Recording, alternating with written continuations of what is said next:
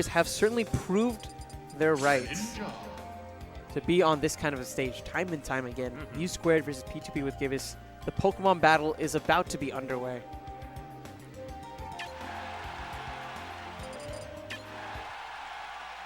Standard Smashville starter. 3, 2, 1, go! I would have loved to see a Mewtwo Ditto, honestly, between both of these players, because while Gibus is mostly known for the Greninja and the Lucario, he has the Mewtwo as well. I've seen it a couple times tonight, and it's a fantastic Mewtwo, by all means. Full hop neutral air coming over the Mewtwo there. Oh yeah, and this damage he's going to get from his opponent landing. So far, Mew² hasn't been able to find too many of those tilts. And I think that if Mew² can maybe start landing a few more of those, he could probably put on a little bit more damage. Getting the back air is certainly a nice start. Yeah, the Mewtwo down tilt sets up for so much. But having a hard time chasing the opponent down though and commits a little bit too hard, will get caught by that sweet spot up smash. Gibus with a clean early lead. That's the thing about a character who's pretty airborne like Greninja, especially Gibus' Greninja, which loves to come in with those airs. It can be really tough to land down tilts against such a foe.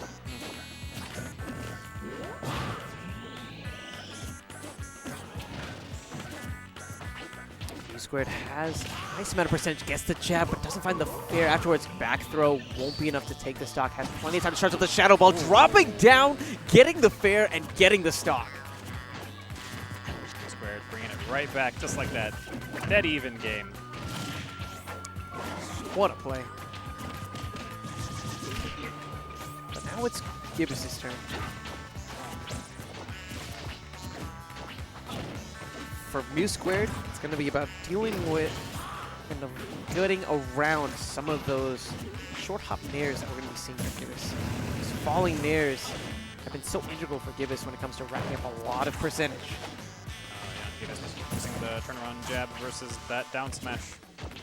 We'll give Mew² a little bit of momentum, a little bit of damage, a little bit of wiggle room for these interactions later on. You can afford to lose a couple more. I think that Gibus, I think Gibus the drop zone forward air. Very early kill off stage. Gibus, you know, talking about Gibus for a second, he definitely conditioned, I think, Mew² enough to expect the nair every time he's coming down airborne. So probably what was in his game plan, especially as the percent would climb, he'd do something like an empty hop grab. Possibly. Try to go into something like that and up throw into fair to close the stock out. It just never came. It just never came. Yeah, didn't get enough momentum going. A lot of times against down tilts like that, your game plan will generally be to jump over them and then to drop down with attacks to punish it. But Mewtwo's down tilt ends so quickly that oftentimes if you do that, you can actually just shield on the way down, then he power shields you and punishes, which we saw happen a couple times there near the end of last game. Gibus counterpicking to one of his favorite stages. He goes to make a duck hunt quite often.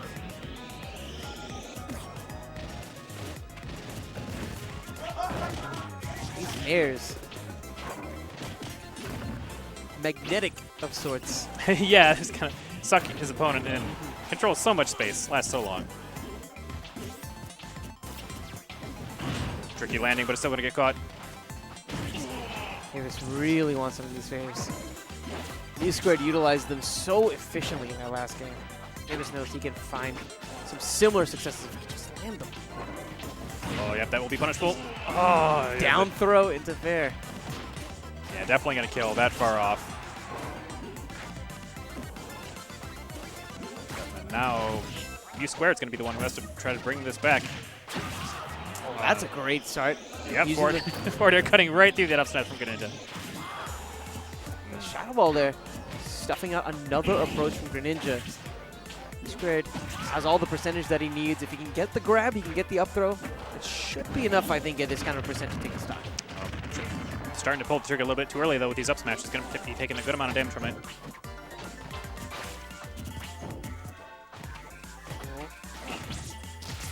Bit of a standoff. But yeah, that lackluster recovery. Yeah, if he had shot straight across, he may have been able to get on stage and slip away, but straight in front of his opponent like that, Mew² is definitely going to punish.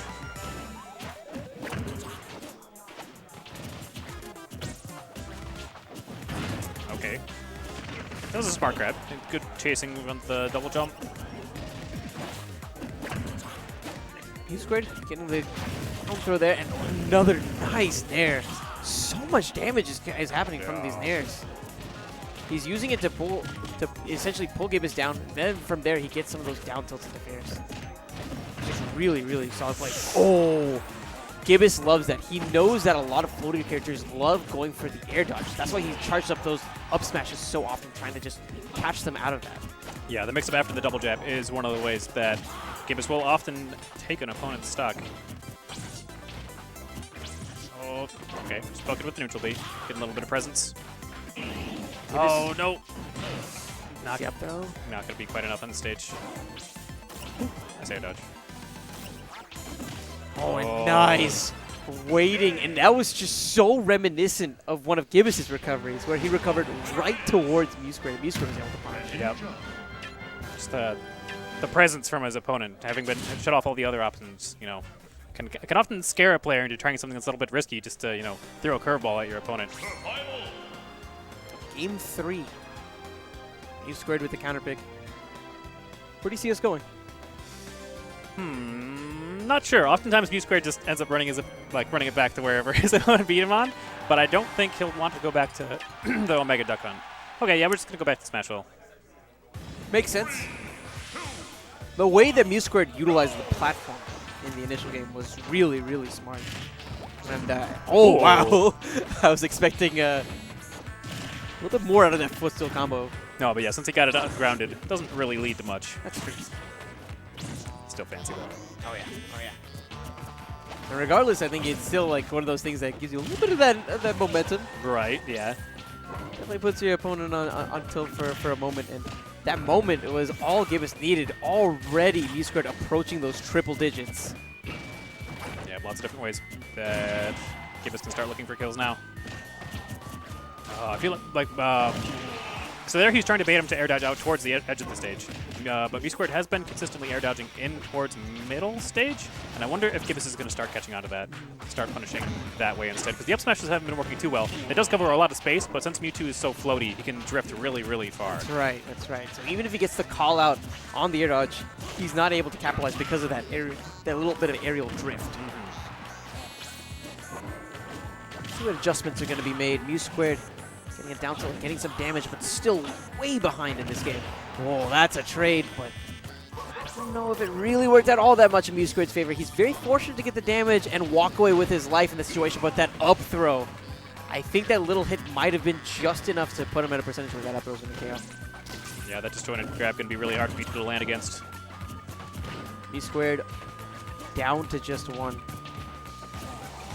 This very well could be the last stock, but the side B coming back and throwing that water shuriken right back. This game all of a sudden got incredibly interesting. We're down to one stock apiece between both of these players, and Gibus got one of those dares, but look at the wall of fares that are coming out from Mew². Oh, that up smash though, answering right back, putting the damage counter right back into his favor. Up throw into the up air. Gibus. Mew² answering back with some up airs of his own. Yeah.